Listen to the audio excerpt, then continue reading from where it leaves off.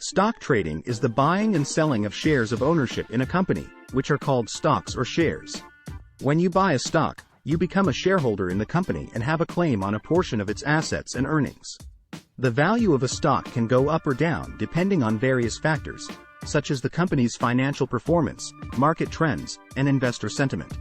Stock trading can be done through a stock exchange, where buyers and sellers come together to trade stocks.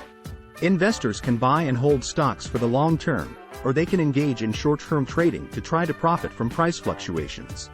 When you buy a stock, you become a shareholder in the company and have a claim on a portion of its assets and earnings. The value of a stock can go up or down depending on various factors, such as the company's financial performance, market trends, and investor sentiment.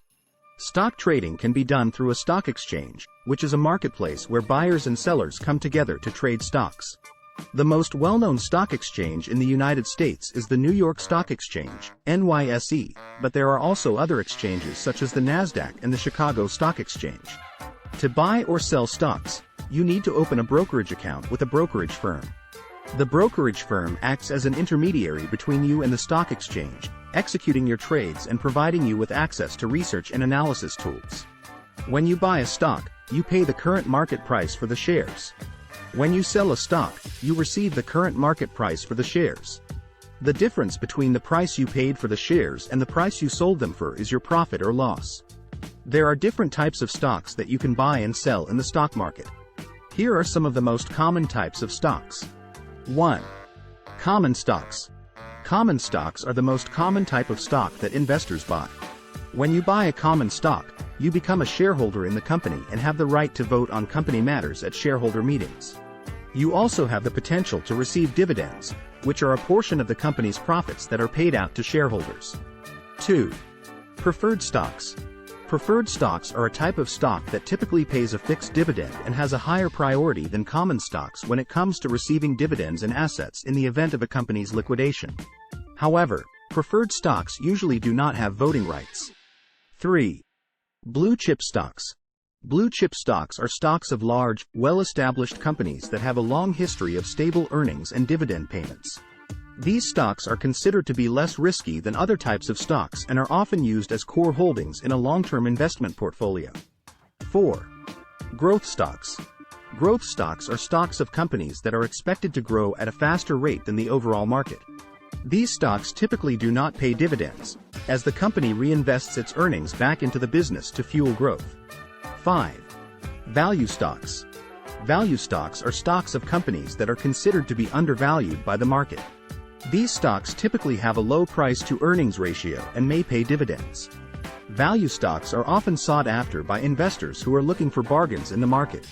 It's important to note that there are many other types of stocks, and each type has its unique characteristics and risks. It's important to do your research and understand the risks before investing in any type of stock. Stock trading can be both rewarding and risky.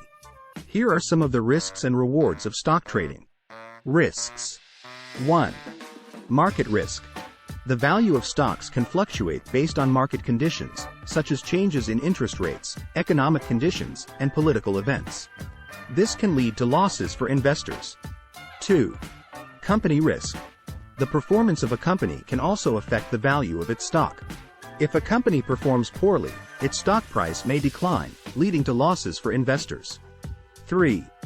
Liquidity risk. Some stocks may be difficult to sell quickly, which can be a problem if you need to sell your shares quickly to raise cash. 4. Volatility risk. Some stocks can be very volatile, meaning that their prices can fluctuate widely in a short period of time. This can lead to large gains or losses for investors. Rewards. 1.